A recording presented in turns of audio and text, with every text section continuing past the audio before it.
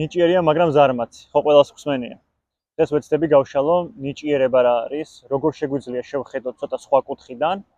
რა არის სიზარმაცე, ამაზე წინა ვიდეოში გაშლილად ვისაუბრეთ, მაგრამ სიზარმაცე სამ ნაწილად დავყავით: სხეულის სიზარმაცე, გონების სიზარმაცე და შეფარული სიზარმაცე, რომელიც ასევე ყველაზე მეტად არის მომაკვდინებელი. ამ ვიდეოს დასასრულში იქნება მითითება, რომ შეძლებთ გადასვლას წინა ვიდეოზე და შეგიძლიათ გადახვიდეთ და ნახოთ, რომელი სიზარმაცე არის რეალურად ყველაზე შეფარული, ძნელად ამოსაცნობი და მომაკვდინებელი. რაც თავარია, იმიტომ რომ როდესაც პრობლემა არ არის ამოცნობილი, დანახული და არ ვიცით რასთან გვაქვს საქმე და თავს იდეაში ტყუილში ვიმყოფებთ და თავს ვიტყუებთ, ამის დანახვისთვის აუცილებელია რომ ვიცოდეთ რომელია შეფარული და არაშეფარული სიზარმაცე. ამას ეს წინა ვიდეო დაგეხმარებათ ამის გამორკვევაში და ამ ვიდეოში ვისაუბრებ მეორე ნაწილზე სიზარმაცის, რომელიც არის გონების სიზარმაცე და შემდეგ ვიდეოს ვეცდები ჩავწერო უკვე უშუალოდ სხეულის სიზარმაცეზე. რა სხვაობა არის ამ სიზარმაცეებს შორის და რითი შეგვიძლია ავხსნათ საერთოდ ჩვენი სიზარმაცე რა, რატომ ვართ გამუდმებით გადადებაში და რეალურად ეს გადადება ზუსტად არის გონების სიზარმაცე. პროკრასტინაცია, ანუ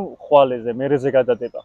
გამუდმებით თითქოს რაღაცას გეგმავ, გამუდმებით იმ მომენტში ანთებული ვარ, აი ვსო, აი ახლა დავგეგმავ, გავწერ ჩემს გეგმას ხვალინდელ დღეზე, დადგება ხვალინდელი დღე და ისევ ვერ ვიწყებ საქმეს. ისევ რაღაც მოტივირებული ვარ, რომ გადავდო შემდეგ დღეზე. თითქოს არც ჟინი მაკლია, არც მონდომება მაკლია, არც ხედვა მაკლია. ყველაფერი მაქვს იდეაში სამოქმედოდ, მაგრამ რაღაც არ მაძლევს საშუალებას, რომ მოქმედება დავიწყო. ან თუ დავიწყე, ბოლომდე არ მივიყვანო რა, ის სადღაც შუაგზაში გავჩერდე და თქვა რომ აი ხვალ დავასრულებ, ზეგ დავასრულებ და შეიძლება 1 წელი, 2 წელი ისე გავიდეს, რომ საერთოდ აღარ მიუბრუნდი ამ ყველაფერს. რეალურად დამოკიდებულებაა რა, ჩვევითი დამოკიდებულებაა. ჩემი გონება არის დამოკიდებული გადადებაზე.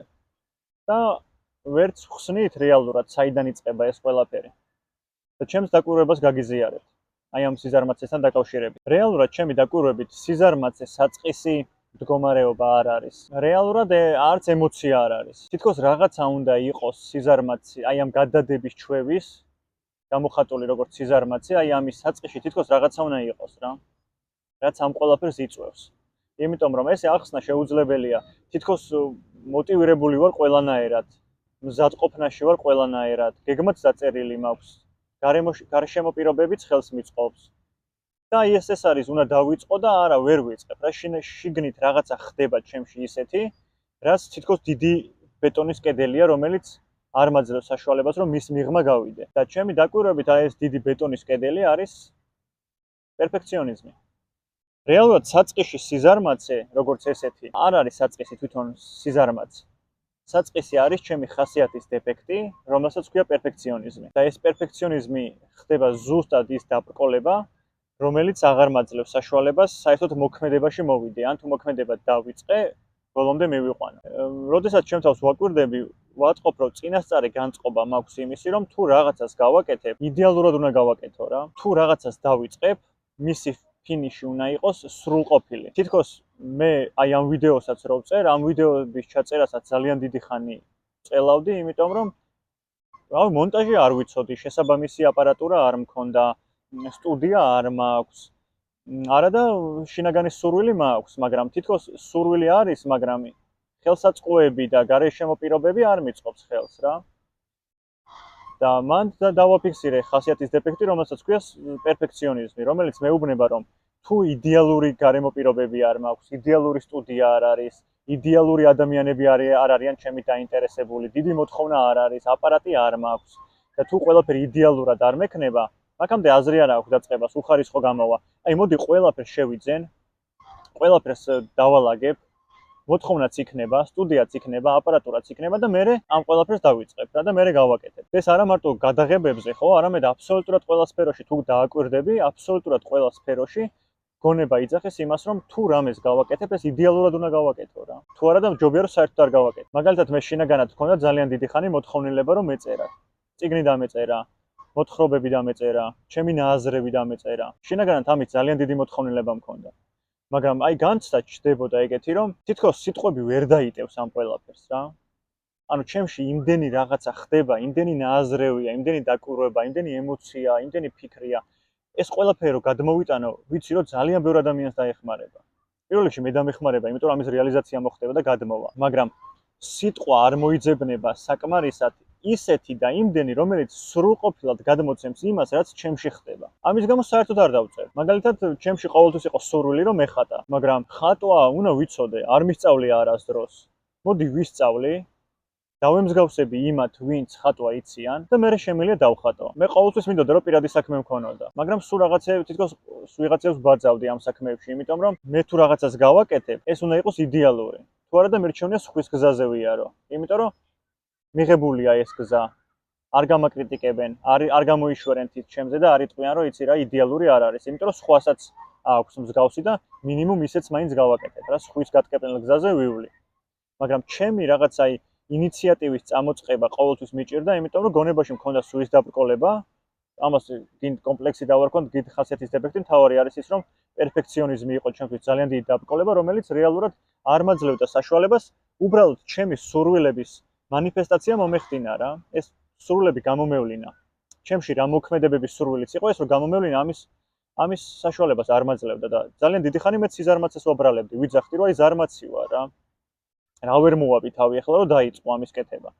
ამდენი საქმე გაქვს. აი მაგალითად კომპანიაში, სადაც ძალიან დიდი ხნის განმავლობაში ვმუშაობ და ფაქტიურად არის პირადი საქმე, რომელშიც რამოდენიმე ადამიანი არის დასაქმებული, პერიოდულად წელიწადში ერთხელ აუდიტი ინიშნება და აუდიტი ამოწმებს კომპანიის ფუნქციონირებას. და აუდიტი გაფრთხილებას იძლევა დაახლოებით 3-4 თვით ადრე რა და მე ვადას გაძლევს, რომ აი ამ 3-4 თვეში შედგება შეხვედრა და წარადგინე შენი საბუთები. წლების განმავლობაში, ეს ერთხელ და ორჯერ კი არა, წლების განმავლობაში, ბევრი წლის განმავლობაში აუდიტი მაქვს მომზადებული წინა ღამეს. აი დილით 9 საათზე ოფისში რო ვიყავი დაბარებული წარსადგენად საბუთების, იმ წინა ღამეს მაქვს მომზადებული საბუთები. იმიტომ რომ ჩემი ხასიათის დეფექტი მინდა რომ ყველაფერი იდეალურად მოვაგროვო. ყველაფერი გავწერო ზუსტად ისე როგორც მოითხოვეს. მინდა რომ იდეალური საბუთები იყოს, ისე რომ კითხვა არავის გაუჩნდეს, პრეტენზია არავის გაუჩნდეს. აი იდეალურ кейსს შევკრავ და მივიტან. და დღეს არ შემიძლია ამ кейსის შეკრა, მაგრამ მაქვს ილუზია იმის, რომ აი ხვალ შევძლებ და ხვალ გადავდებ, იმიტომ რომ ხვალ უფრო მეტი დრო მექნება და უფრო კარგად შევკრავ ამ кейსს. და 3-4 თვე გადის ისე, რომ ხვალ უკვე მაქვს ეს აუდიტის შეხვედრა. მე კიდე არაფერი მომიმგზავდებია. და მე მიდის ფაცი-ფუცი, ეიფორია, ქაოტური მდგომარეობა, ერთმანეთზე დაყრდნილი ფაილების მიტანა და წარდგენა. ეგ არის ჩემი ხასიათის დეფექტი, რომ თითქოს გადადებაში ვარ, არ ვიცი რატო ვარ გადადებაში, რატო ვარ დამოკიდებული ამ გადადებაზე, მე ვიძახი რომ ზარმაცი ვარ, მე თვითგვემა მეწყება და სასოწარკვეთა რომ რამდენდე უნდა ვიყო ესე ზარმაცი, მე დაპირებებს ვიძლევი, რაღაც კედელზე, რაღაც კალენდარზე დღეებს ვნიშნავ, რომ აი ამდენი დღე მოდი გავძლებ და მოქმედებაში ვიქნები. ერთ თვეში მე ადამიანს ეს ყელში ამოდის და საერთოდ ყველაფერს თავს მიანებებს ხოლმე. დავიფიცები, პირობას გავცემ, მაგრამ ეს ყველაფერი ინერციაა რა. ნებისმიერი პირობა, ნებისმიერი მანიფესტაცია, ნებისმიერი სურვილის ჩაფიქრება და ასე შემდეგ რა, ყველაფერი ინერციაა. ინერციაა და ამ ინერციას აქვს საწყისი წერტილი, რომელიც მომხიბვლელია და ყველას ძალიან მოგწონს, მაგრამ ინერცია არის რაღაცა მდგომარეობა, რომელიც აუცილებლად გაჩერდება. ინერტული მდგომარეობა არასდროს არ არის გამუდმებით მოძრაობაში, ხო, სადღაც აუცილებლად გაჩერდება. და ზუსტად ესე არის ჩემი ნებისმიერი მოტივაციაც. მოტივაცია ყოველთვის ანთებულია, მაგრამ სადღაც მე ჩერდება. და მე ამას სიზარმაცეს ვეძახი. მე სიზარმაცეს კი არ უნდა ვებრძოლო. სიზარმაცე არც არასდროს არ ყოფილა რეალურად პრობლემა. მე ყოველთვის მეგონა რომ ზარმაცე ვიყავი, მაგრამ რეალურად სიზარმაცე პრობლემა არ არის. პრობლემა იმიტომ რომ არ არის, რომ ჯერთი საწყისი არ არის. საწყისი მდგომარეობა არ არის სიზარმაცე. სიზარმაცე ყოველთვის რაღაციდან არის გამოწვეული. და ის რაღაცა, საიდანაც არის სიზარმაცე გამოწვეული, არის ხასიათის დეფექტი. ცხოვრების არასწორი ხედვა, არასწორი აღქმები, არასწორი შეხედულებების ნაზავი, რომელსაც ქვია პერფექციონიზმი. ან ყველაფერი, ან არაფერი. ან იქნება იდეალური, ან საერთოდ არ იქნება. და მე, როგორც დამოკიდებული ადამიანი ამ პერფექციონისტულ მიდგომაზე, შემიძლია წლები გადავდო რაღაცეები იმ ილუზიით, რომ დღეს პერფექციონიზმში კი არ ვარ, უბრალოდ რეალურად არ არის რა შესაფერის მდგომარეობა და მოდი გადავდებ, როცა იქნება შესაფერის მდგომარეობა, მე დავიწყებ. და ეს შესაფერის მდგომარეობა არასდროს არ დადგება, იმიტომ რომ პერფექციონიზმი რეალურად არის ეგოს მთავარი სახე. ერთ-ერთი მთავარი გამოხატულება ეგოსი ეს არის პერფექციონიზმი. და როგორც ეგოს გაქრობა შეუძლებელია და ეგოს ამოწურვა შეუძლებელია, იმიტომ რომ ეგოს აქვს ის ფუნქცია, რომ ყველგან გააკეთოს ლავირება და გამოხატოს თავისი სახე, ერთ-ერთი შეფარვა ამ სახის არის პერფექციონიზმი. ამიტომ ყველაფერს მოუფიქრებ შეფარულობას, რაც ამ პერფექციონიზმს გაამართლებს. ერთადერთი რაც არის ის, რომ მჭირდება ავიღო პასუხისგებლობა და გულწრფელად საკუთარ თავს თვალებში ჩავხედო და ვთქვა, რომ ხო, პერფექციონიზმით ვარ დაავადებული, არის ჩემი ხასიათის დეფექტი და არის დამოკიდებულება პერფექციონიზმი, რომელიც იწვევს სიზარმაცეს, როგორც პროკრასტინაცია. ანუ ყოველთვის მერეზე გადადება. და რეალურად მე მჭირდება ვაღიარო ესეთი რაღაცა და დავინახო. და ამ ვიდეოს მიზანიც ეგ არის, რომ დაბნეულობა იწყება მაშინ, როდესაც გაჭედილი ვარ რა, არც დასაწყისში ვარ, არც ბოლოში ვარ, სადღაც შუაში ვარ გაჭედილი და დაბნეულობას ქმნის რეალურად არ ცოდნა იმისი თუ სად ვარ, რასთან მაქვს საერთოდ შეხება. აი წარმოვიდგინე ვიტანჯებით იმითი რომ რა გავაკეთო, გადადებაზე ვარ დამოკიდებული, რა მოუხერხო, 1000 ხერხი არსებობს, ხო? ყველა ხერხი საერთოდ ვცადე, მაგრამ მაინც გადადებაზე ვარ დამოკიდებული, მაინც თუ გადადებაში ვარ. მერე ვიძახი რომ ზარმაცი ვარ და მაგიტომაც ვარ გადადებაში. არც ერთია რეალურად მართალი და არც მეორე, იმიტომ რომ საწყისი არც ერთი არ არის. მე მჭირდება საწყისში ჩავიდე, ცოტათი უფრო ღრმა ჩავიდე. ცოტათი უფრო ღრმად რო ჩავიდე, მჭირდება ვთქვა, რომ საწყისი ყოველთვის არის პერფექციონიზმი. და ეს პერფექციონიზმი არის გამოვლინება ჩემი ეგოცენტროლობის, იმიტომ რომ ეგოისტი ადამიანი ვარ რეალურად. ამიტომ ადამიანს, ვისაც აქვს გადადების პრობლემა, გამუდმებით გადადებაზეა დამოკიდებული, დაუსვას თავის თვალს ესეთი კითხვა. ჩემში რა არის ისეთი, რომელიც თავს გამოხატავს როგორც იდეალურს, როგორც შესანიშნავს. ეგოცენტრული არსება ვარ და შესაბამისად ყველაფერი უნდა იყოს იდეალურად. და თუ არ იქნება იდეალურად, მაშინ საერთოდ არ იქნება. და ამის გამოსავალი იწყება იმით, რომ უბრალოდ დავინახო, რომ მე გადადებაზე კი არ ვარ რეალურად დამოკიდებული და ჩემი პრობლემა გადადება კი არ არის, ან ზარმაცი კი არ ვარ, არც არასდროს ყოფილი ვარ ზარმაცი. უბრალოდ არასწორი აღქმები მაქვს ცხოვრების მიმართ, საკუთარი თავის მიმართ. შეხედულებები ჩამომიყალიბ და არასწორი. და არასწორ შეხედულებებს გამოსწორება ჭირდება და გამოსწორება იწყება უბრალოდ იმით, რომ დავინახო და ვაღიარო, რომ ხო, პერფექციონიზმი მჭირს. და დღევანდელი ვიდეოს მეორე ნაწილი არის ნიჭი, ხო, და ნიჭიერება. ასევე ნიჭიერების ძალიან დიდი მტერი არის პერფექციონიზმი, ანუ ეგოცენტრულობა. მე როგორც ვიდეოში ვთქვი, ძალიან დიდი ხანი მინდოდა რაღაცების წერა, დახატვა, დაკვრა, ცეკვა, მაგრამ ვიძახდი, რომ აი ეგეთი ხუმრობა მქონდა ხოლმე ყოველთვის რა, რომ ტაში რო დაუკრა, ტაშის ყვრაშიც ვერ აყვები თქო რა.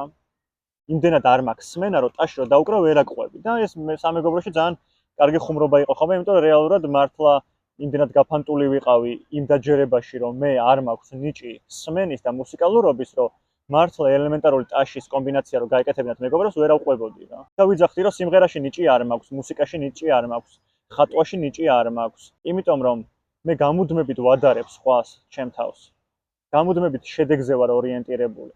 და ეს შედეგი უნდა იყოს იდეალური. მინიმუმ იმდენად იდეალური მაინც უნდა იყოს, რომ საზოგადოების სტანდარტებში ჯდებოდეს. დარწმუნებული ვარ, რომ ამ ვიდეოს ვინც უყურებს, ძალიან ბევრი ადამიანი არის ის, ვინც თავის ცხოვრებისეულ გარკვეულ სფეროებში თავს ამოიცნობს და იტყვის, რომ ხო, აი მე ამ სფეროში უნიჭო ვარ რა. უბრალოდ არ მაქვს ნიჭი, რავი, დაბადებიდან არ მომყვა რა. განსხვავებით ჩემი მეგობრისა, თანამშრომელის, ნათესავის და ასე შემდეგ. და ძალიან დიდი შეცდომა არის, როდესაც ნიჭი განისაზღვრება შედეგით. თითქოს მე რო დავუკრავ რაღაცა დაკვრის სტანდარტში უნდა ჩაჯდეს რა, რაღაცას ადამიანს ჩემი დაკრული რაღაცას უნდა ახსენებდეს. თითქოს რაღაცა ემოციას იწვევდეს. მაშინ შეიძლება ვთქვათ, რომ უი რა კარგად უკრავ. თითქოს საჭმელებს როცა ვაკეთებ, ეს საჭმელი ისეთი უნდა გამოვიდეს, რომ სხვას ვინმეს უნდა მოეწონოს და თქვას, რომ უი რა გემრიელი გამოგივიდა. მაშინ შეიძლება თქვან ჩემზე, რომ აი, უი რა ნიჭიერი ხარ, რა კაი საჭმელები გამოგდის. ან მე ისე უნდა ვიცეკვო, რომ ჩემი ცეკვა რაღაცა სილამაზის სტანდარტში ჩაჯდეს რა. ვიღაცისთვის ეს ლამაზად უნდა აღიქმებოდეს, რომ მე მითხრას, რომ რა ნიჭიერი ხარ, რა კარგად გამოგდის. ან რაღაც თიხით ნივთი უნდა გავაკეთო ისეთი, რომ ვიღაცამ თქვას, რომ უი რა ნიჭიერი ხარ, მე ესე არ გამომივა. და ყველაზე დიდი ილუზია, რაც ასევე ეგოცენტრიზმიდან და შესაბამისად პერფექციონიზმიდან მოდის, არის ის, რომ შედეგზე ვართ ორიენტირებულები ადამიანები. და მე ამ შედეგს ვახარისხებთ რა, ნიჭიერი ან უნიჭო. ერთ რაღაცას გაგიზიარებ, რაც მე ძალიან დამეხმარა ამ დაკვირვებაში. ნიჭი არ არის შედეგი. ნიჭი არ არის აღიარებული სტანდარტებში მოხვედრა. ნიჭი არის უშუალოდ ქმედება, რომელი ქმედების დროსაც შენ კონკრეტულად შენ იღებ სიამოვნებას. და ამ სიამოვნებას კონსტრუქციულად მხოლოდ მაშინ მიიღებ, როდესაც საკუთარ თავს ამ ქმედებაში ცნობ. აი ამ ქმედების დროს საკუთარ თავთან სიახლოვეს გრძნობ, გაერთიანებული ხარ ამ მოცემულობაში და შესაბამისად არის ლამაზი. ნებისმიერი სილამაზის მხოლოდ ერთადერთი დეფინიცია არსებობს. და ეს არის ის, რომ თუ ნებისმიერ აი ამ მოცემულობაში საკუთარ თავს ვხედავ, ესე იგი ლამაზია. და არ არის ლამაზი, იმიტომ რომ რაღაც სტანდარტში ჯდება და ვიღაცა მითხრა, რომ ნიჭიერი ვარ. მე როდესაც ვხატავ, ხატვის დროს მე უფლება განცდა, რომ აი ამ პროცესში, ამ მომენტში, აქ და ახლა, როდესაც ვხატავ, ბუნებასთან, სხეულთან, ემოციებთან, აზრებთან და ამ სივრცესთან, სადაც ეს ყველაფერი ხდება, არ ვარ განცალკევებაში. ჩემი სხეულიც, აზრებიც, ემოციებიც და მთლიანი ეს სივრცე ერთია, განუყოფელია. ესეთი შეგრძნება მაქვს, როცა ვხატავ. და ეგ არის ნიჭი ზუსტად, რომ მე იმ პროცესში შემეძლოს საკუთარ თავში ყოფნა. და ეგ არის ნიჭი ზუსტად, რომ იმ პროცესში, რასაც ვაკეთებ, საკუთარ თავს ვხედავდე. შემეძლოს საკუთარ თავთან იმ მომენტში კონტაქტის დამყარება და იმ კონტაქტიდან გამომდინარე მოქმედება. ეს არის ნიჭი. და მე რა შედეგი დადგება, აღარ აქვს ამას მნიშვნელობა. მე როდესაც ვცეკვავ იმ ცეკვის მომენტში, თუ საკუთარ სხეულთან, ემოციებთან და ამ სივრცესთან და ამ მუსიკასთან, ან მუსიკის გარეშე, აი ამ სივრცესთან, სადაც ეს ყველაფერი ხდება, მე თუ შერწყმული ვარ და ერთიანი ვარ და ამ მომენტს, ამ მოცემულობას აღვქვამ, ეგ არის ჩემი ნიჭი, რომ იმ მომენტში ვარ საკუთარ თავთან და არა ის რა შედეგი დადგება. ამიტომ ნიჭის მთავარი დამაბრკოლებელი, ისევე როგორც ნებისმიერი ქმედების დამაბრკოლებელი არის პერფექციონიზმი, რომელიც მიდრეკილია შედეგზე და არა პროცესზე. ეს ყველაფერი არის ჩემი ეგოს ნაწილი, რომელიც აქ და ახლა ვერ ცხოვრობს, გამუდმებით მომავალი ჭირდება. და ეს მომავალი რო შექმნას, ამისთვის წარსულს იყენებს. და წარსული არის მხოლოდ და მხოლოდ მახსოვრობა, ჩვევები. რომ ბავშვობაში მითხრეს რა, რომ აი ეს ლამაზია, ეს არ არის ლამაზი. ეს რო ესე აკეთებს ნიჭიერია, შენ რო ამას ვერ აკეთებ, უნიჭო ხარ. და დღემდე ესე მოვდივარ. მითხრეს რომ ან ყველაფერი ან არაფერი. ან თუ გააკეთებ იდეალური უნდა იყოს, ან თუ არ იცი გაეშვი რა. და მე რეალურად გამომდის თუ არ გამომდის, ეს სულ არ მაინტერესებს. შედეგი რა დადგება, სულ არ მაინტერესებს. პროცესით თუ ადამიანი იღებს სიამოვნებას, ეს არის ადამიანის ნიჭი. და პროცესით რითი მიიღებს სიამოვნებას, აბსოლუტურად არანაირი მნიშვნელობა არ აქვს. შენ თუ ნებისმიერ ქმედებაში პროცესით იღებს სიამოვნებას, შენ ნიჭიერი ადამიანი ხარ. და ეს ნიჭიერება ადექი ხა და გადაიტანე ნებისმიერ შენს ქმედებაში, სადაც დაგროვილი გაქვს რაღაცების გადადება. და ის გადადებული საქმეები დღიდან დღემდე, თითო დღე, თითო ნაბიჯით აკეთე ისე, რომ არ მოელოდეს შედეგს.